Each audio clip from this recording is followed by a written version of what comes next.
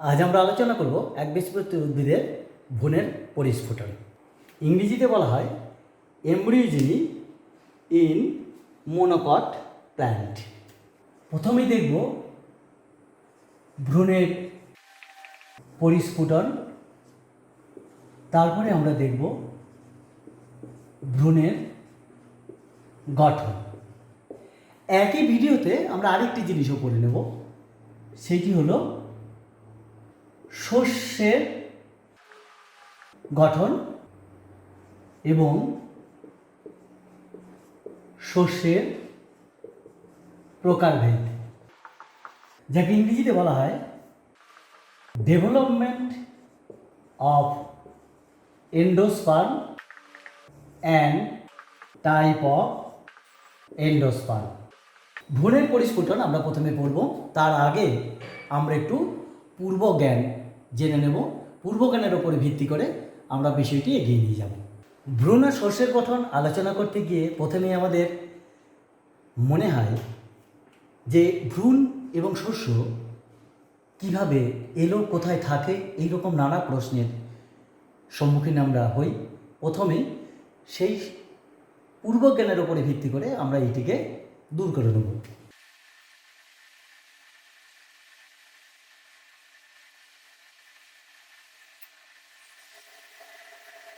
ছবিটি আমাদের খুব পরিচিত ছবি। এটি হচ্ছে ফুলের চতুর্থ স্তবক বা গর্ভকেশের চক্র, বা এটিকে আমরা বলি গাইনোসিয়াম। ডিম্বাশয়, ওভারি, এমব্রায়ো স্যাক, এটা ভ্রূণস্থলী, ডিম্বকতক দ্বারা পরিবৃত ভ্রূণস্থলী। ডিম্বকতককে ইংরেজিতে আমরা বলি ইন্টেগুমেন্ট। এই যে অংশটুকু, এগুলোকে আমরা ওভিউল বলি। এই ওভিউলের ফিমেল গ্যামেটোফাইট ডেভেলপমেন্টের সময় দেখেছি, মেল গ্যামেটোফাইট ডেভেলপমেন্টের সময় আমরা দেখেছি। এখানে একটি ওভাম বা ডিম্বাণু থাকে, দুপাশে দুটি সাইনার্জিস বা সহকারী কোষ থাকে। এটাকে আমরা বলি ডিম্বক রন্ধ্র, মাইক্রোপাইলার এন্ড। ডিম্বক রন্ধ্র বলি মাইক্রো পাইলার এন্ড। আর এটা হচ্ছে ডিম্বক মূল, চ্যালাজাল এন্ড। এখানে অ্যান্টিপোডাল সেল থাকে, আর ঠিক পোলার নিউক্লিয়াই দুটো এখানে অবস্থান করে। এটাকে আমরা কি বলি? ডেফিনিটিভ নিউক্লিয়াস, বাংলায় নির্ণীত নিউক্লিয়াস। যখন নিষেক হয়েছে ঠিক তার আগে পরাগনালিকা প্রবেশ করেছে, দুটো পুংজনন কোষ, মেল গ্যামেট, ওভাম। এই দুটো পুংজনন কোষের মধ্যে একটি ডিম্বাণুকে অপরটি নির্ণীত নিউক্লিয়াসকে নিষিক্ত করবে। পুংজনন কোষ প্রত্যেকেই হ্যাপ্লয়েড, ডিম্বাণু haploid. One male gamete fertilize করল ওভামকে, এন টু এন, এটাকে আমরা বলছি জাইগোট। এই জাইগোট থেকে ভ্রূণ বা এমব্রিও তৈরি হবে। এই এমব্রিও থেকে তৈরি হবে রুট অ্যান্ড শুট, অর্থাৎ মূল এবং কাণ্ড। অ্যানাদার মেল গ্যামেট কি করবে? অ্যানাদার মেল গ্যামেট ডেফিনিটিভ নিউক্লিয়াসের সঙ্গে মিলিত হবে, এন টু এন মিলিত হয়ে ডাবল ফার্টিলাইজেশন দিনিশেকের মাধ্যমে এন্ডোস্পার্ম বা শস্য তৈরি করছে। 3N, N12 3N, diploid. Endosperm. এই হচ্ছে শস্য এবং ভ্রূণের ডায়াগ্রামেটিক ফর্মে। আমরা ভ্রূণের পরিস্ফুটন নিয়ে এবার আলোচনা করব। ভ্রূণের পরিস্ফুটনের তাহলে প্রথম যে কোষ থেকে আমরা শুরু করব সেটি হলো জাইগোট। জাইগোট কী করে ফর্মেশন হলো আমরা দেখেছি। জাইগোট থেকে এমব্রায়োজেনেসিসের মাধ্যমে যেহেতু ভ্রূণ তৈরি হচ্ছে এবং সেই জন্য এটিকে আমরা বলি এমব্রিওজেনি ইন মনোকট প্ল্যান্ট, যেহেতু একবীজপত্রী উদ্ভিদের ক্ষেত্রে এখন আমরা আলোচনা করব। পরিস্ফুটনটা কীভাবে হয়েছে, প্রথমে আমরা জাইগোট একটু লম্বাটে ধরনের হয়। এই লম্বাটে ধরনের জাইগোটটা মধ্যে একটু সুস্পষ্ট নিউক্লিয়াস থেকে, অবশ্যই এটি ডিপ্লয়েড। এটি দুটি অনুপ্রস্থ, এদিকে হচ্ছে অনুদৈর্ঘ্য, অনুপ্রস্থভাবে বিভাজিত হয়ে দুটি কোষ উৎপন্ন করে। একটি কোষকে আমরা বলি টার্মিনাল সেল, টার্মিনাল সেল বা প্রান্তীয় কোষ। আরেকটাকে আমরা বলি বেসাল সেল বা ভিত্তিকোষ। বেসাল সেলটি কোথায় থাকে? থাকে মাইক্রোপাইলার এন্ডে। প্রশ্ন, মাইক্রোপাইলার এন্ডটা কি? আমরা আগে আলোচনা করেছি, এইটি হচ্ছে ওভারি যদি হয়, এখানে ডিম্বক অবস্থান করে, তার আবরণকে আমরা বলেছি ইন্টেগুমেন্ট। এই ডিম্বক ত্বক বা ইন্টেগুমেন্ট দ্বারা পরিবৃত থাকে না এরকম কিছু অংশ, সেই অংশটাই হচ্ছে মাইক্রোপাইল বা ডিম্বক রন্ধ্র। এই দিকটায় থাকছে হচ্ছে ভিত্তিকোষ বা বেসাল সেল। বেসাল সেলটি সাসপেন্সার সেল হিসাবে কাজ করে। এটি আর ডিভিশন হয় না। একে হস্টোরিয়া বলে এবং হস্টোরিয়া হিসাবে কাজ করছে। সাসপেন্সার সেলটি স্ফীত হয়, সুস্পষ্ট নিউক্লিয়াস যুক্ত। তারপরে নিচে যে টার্মিনাল সেলটি বিভাজিত হয়ে দুটি কোষ তৈরি করলো, এটি অনুপ্রস্থভাবে বিভাজিত হচ্ছে। এরপরে বারবার টার্মিনাল সেল, সাসপেন্সার সেল যেমন আছে তেমন থেকে গেল, টার্মিনাল সেলটি বারবার বিভাজনের মাধ্যমে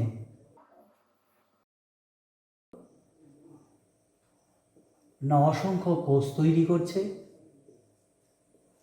টার্মিনাল সাসপেন্সার সেলটি যেমন আছে তেমন থেকে গেল, এই দুটো সেল যেমন আছে থেকে গেল। এটি আবার মাইটোসিস কোষ বিভাজনের মাধ্যমে বিভাজিত হয়ে অসংখ্য কোষের সমষ্টি তৈরি করলো। ওপরের দিকে যে অংশটা সাসপেন্সার সেল, এটাকে আমরা বলি ভ্রূণধর কোষ। এবং এই সাসপেন্সার সেলের এইটে আরও বিভাজিত হতে শুরু করলো, আরও বিভাজিত হতে শুরু করলো। এবং এটি যেমন আছে তেমন, সাসপেন্সার সেলটি যেমন আছে তেমন থাকলে এর কোনো বিভাজন নেই।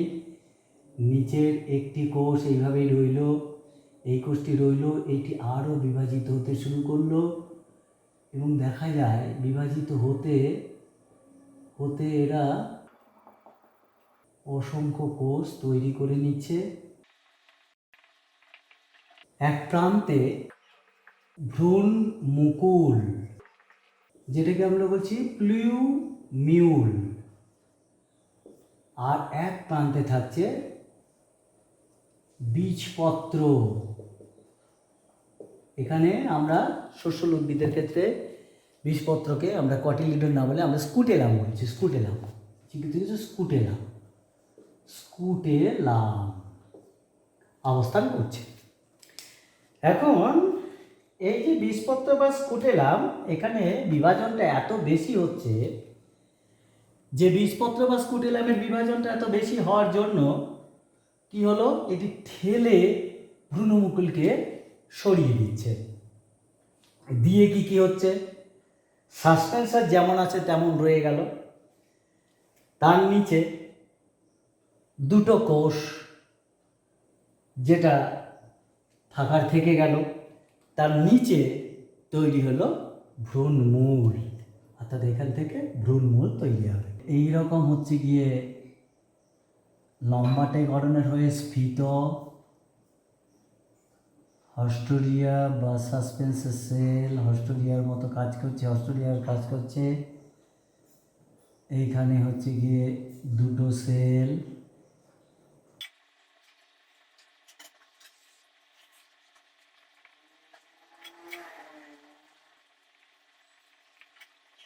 এখানে বীজপত্র রয়েছে, স্কুটেলাম বলা হয়। এইখানে রয়েছে ভ্রূণমুকুল, যেটাকে আমরা বলছি প্রিমিউল। ভ্রূণমুকুল তৈরি হলো, আগে তৈরি হয়েছে, সেই ভ্রূণমুকুলটা এইদিকে সরে এসেছে, অসংখ্য কোষ এখানে বিভাজিত হয়েছে। স্কুটেলামের এইদিকে বীজপত্র বা স্কুটেলামের এই দিকের কোষগুলো আরও দ্রুত বিভাজিত হয়েছে। দ্রুত বিভাজিত হওয়ার ফলে ভ্রূণমুকুলটি এইদিকে ওপরের দিকে সরে গেছে, এখান থেকে অনেকটাই তার প্লেসমেন্ট ওপর দিকে হয়েছে। এমনি ঠিক একই সঙ্গে আমরা দেখতে পাচ্ছি যে দুটো সেল সাসপেন্সার থেকে নিচে, যে দুটো সেল ওখানে সেলের নিচে তৈরি হয়েছে ভ্রূণমূল। যে ভ্রূণমূলটাকে আমরা বলি এটাকে আমরা বলি র্যাডিকেল। এই অংশটাকে আমরা বলি বীজপত্রাবকাণ্ড। বীজপত্রাবকাণ্ডকে ইংরেজিতে কী বলে না, হচ্ছে গিয়ে হাইপোকটিল।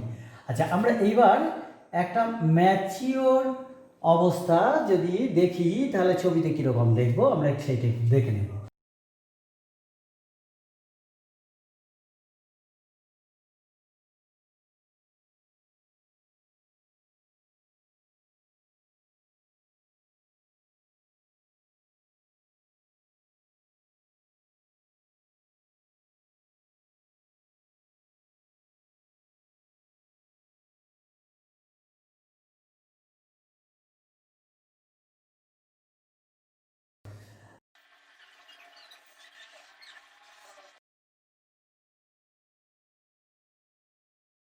কি এখানে আমরা বলছি স্কুটেলাম, এটি এপিব্লাস্ট বলছি। এইগুলো ভ্রূণ মূলাবরণী, ভ্রূণ মূলাবরণীকে আমরা কি বলবো, কোলিওরাইজা। ভ্রূণ মুকুলাবরণী, ভ্রূণ মুকুলাবরণী, কোলিওপটাইল।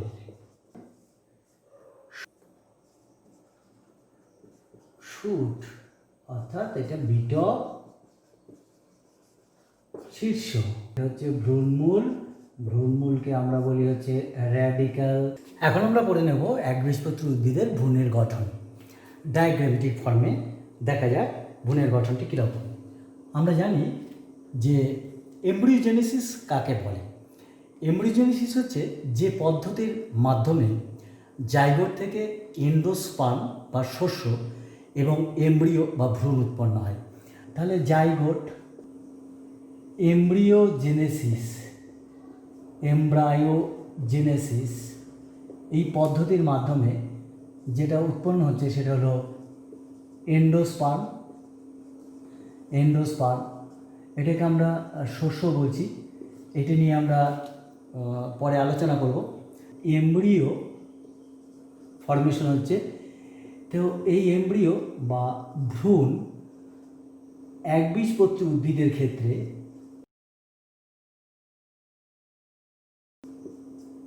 কীরকম হচ্ছে আমরা একটু দেখে নিই।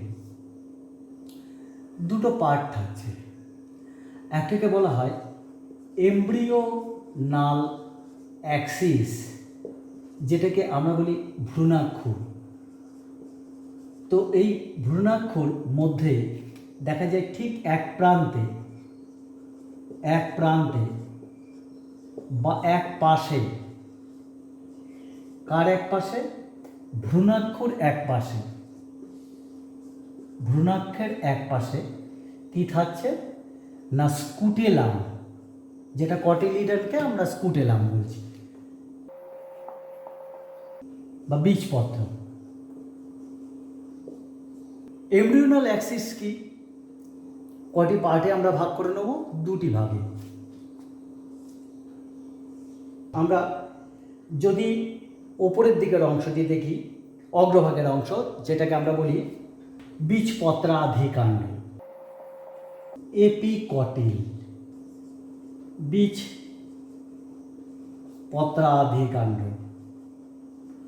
যেটা থেকে শুট অ্যাপেক্স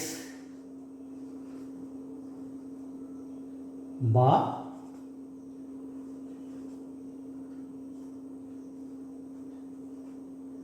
কাণ্ডের একেবারে আদি দশা, মানে অর্থাৎ বিটপের অগ্রভাগ উৎপন্ন হচ্ছে, যেটাকে আমরা বলি হচ্ছে কলিওটাইল, যেটা ভ্রূণ মুকুল আবরণী দিয়ে আবৃত থাকে। শুট অ্যাপেক্স আবৃত থাকে ভ্রূণ মুকুল আবরণী বা কলিওটাইল দিয়ে। এইদিকে এইখানে যদি ধরি তাহলে হচ্ছে গিয়ে হাইপোকটিল, যাকে বাংলায় বলা হচ্ছে বীজ পত্রাবহ কাণ্ড। এই বীজপত্রাবহ কাণ্ড কি না ভ্রূণাক্ষের শেষ প্রান্তে ভ্রূণমূল থাকে।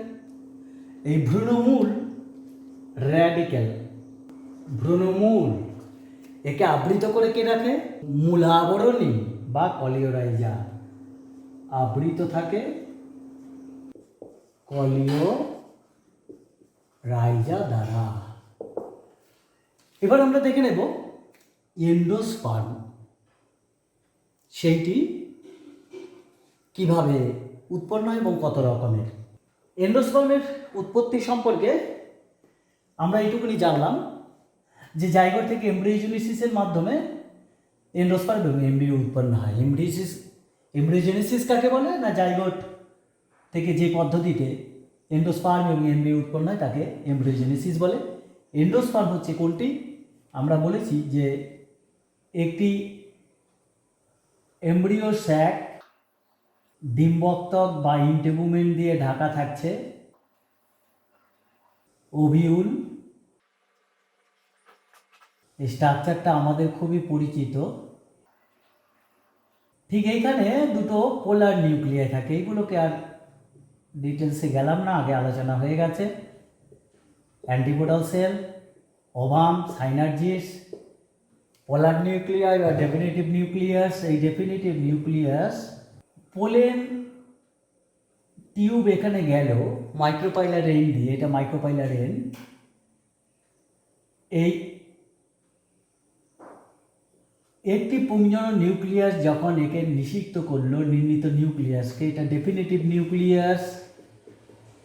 Definitive nucleus 2n, 1 male gamete, n কি তৈরি করলো? Endosperm 3n। এই হচ্ছে এন্ডোস্পার্ম ফর্মেশন। আমরা এন্ডোস্পার্মকে কত রকম এন্ডোস্পার্ম আমরা গুপ্তবীজ উদ্ভিদের ক্ষেত্রে দেখে থাকি। প্রথমত আমরা 3 রকম এন্ডোস্পার্ম গুপ্তবীজ উদ্ভিদের ক্ষেত্রে দেখে থাকি, সেইগুলো নিয়ে আলোচনা করব। কোন কোন উদ্ভিদে দেখা যায় সেইগুলো নিয়ে পড়ব। এন্ডোস্পার্মের মধ্যে আমরা 3 রকমের এন্ডোস্পার্ম দেখতে পাই। তাহলে এন্ডোস্পার্মের প্রকারের মধ্যে আমরা পড়ছি শস্যের প্রকার, যে 3 রকমের এন্ডোস্পার্ম প্রধানত গুপ্তবীজ উদ্ভিদের মধ্যে আমরা দেখতে পাই। একটা হচ্ছে nuclear endosperm, cellular endosperm, helobial endosperm. দেখে নিই নিউক্লিয়ার এন্ডোস্পার্ম কীভাবে গঠিত হয় এবং তার কোন কোন উদ্ভিদের মধ্যে এটি দেখতে পাওয়া যায়। এখন আলোচনা করব নিউক্লিয়ার এন্ডোস্পার্ম ফর্মেশন কিভাবে হয়। এন্ডোস্পার্ম আমরা জানি যে এটা তো হচ্ছে গিয়ে ট্রিপ্লয়েড নাম্বার অফ ক্রোমোজোম বিশিষ্ট। তো এই নিউক্লিয়ার এন্ডোস্পার্মের এর কোনো বাংলা কিছু নাম নেই, আমরা এরকম বাংলায় লিখি নিউক্লিয়ার শস্য গঠন বলা যেতে পারে, যেহেতু ফরমেশন লিখেছি গঠন বেশ ঠিক আছে। এখান থেকে কি হয় না, মাইটোসিস কোষ বিভাজনের মাধ্যমে প্রথমে দুটো নিউক্লিয়াস উৎপন্ন হলো। তাহলে ফার্স্ট মাইটোসিস কোষ বিভাজনের মাধ্যমে দুটো, তারপরে বারবার বিভাজনের মাধ্যমে রিপিটেটিভ বিভাজনের মাধ্যমে অসংখ্য নিউক্লিয়াস উৎপন্ন হলো। সেই নিউক্লিয়াসগুলো উৎপন্ন হয়ে তারা ঠিক পেরিফেরির দিকে অবস্থান করছে। নিউক্লিয়াসগুলোর প্রথমত কোনো প্রাচীর গঠিত হয় না, কিন্তু মাঝখানে একটা হলো স্পেস তৈরি করে। এই হলো স্পেস তৈরি করার পরে যে নিউক্লিয়াসগুলো বাইরের দিকে থাকলো সেইগুলোকে নিয়ে ও কী করে সেলুলার গঠন তৈরি করে নেয়। উদাহরণ কি, আম, ম্যাঙ্গিফেরা ইন্ডিকা, আকন্দ, ক্যালোট্রপিস, জাইগেনসিয়া ইত্যাদি। এবার আমরা দেখে নেব দ্বিতীয়টি। পরে আমরা যেটা দেখব সেটি হচ্ছে সেলুলার এন্ডোস্পার্ম, সেলুলার শস্য বলতে পারি আমরা। এন্ডোস্পার্ম মাদার সেল যেটাকে বলি, এন্ডোস্পার্ম মাদার সেল অর্থাৎ যেখান থেকে শস্য তৈরি হচ্ছে, সেল ওয়াল তৈরি করে শস্য তৈরি করছে, অর্থাৎ এইরকম একটা সেলুলার স্ট্রাকচার কিন্তু এটা তৈরি করে নেয়।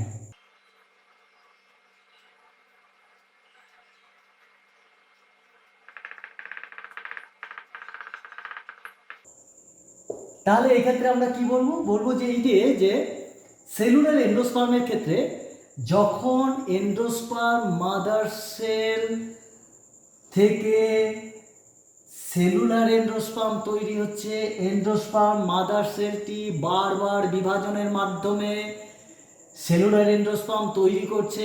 এই বিভাজনের অন্তর্বর্তী সময়ে যে বিভাজনগুলো হয় প্রত্যেক কোষ প্রাচীর গঠন করে, তবেই হচ্ছে গিয়ে এক একটা সেল তৈরি করছে। কিন্তু যেটি আমরা প্রাথমিকভাবে নিউক্লিয়ার এন্ডোস্পার্মের ক্ষেত্রে দেখছিলাম যে কোষ প্রাচীর প্রাথমিকভাবে তৈরি হচ্ছে না, এরা নিউক্লিয়াসগুলো কী করছে বিভাজিত হচ্ছে, কিন্তু মুক্তভাবে তারা বনস্থলীর মধ্যে ঘুরে বেড়াচ্ছে।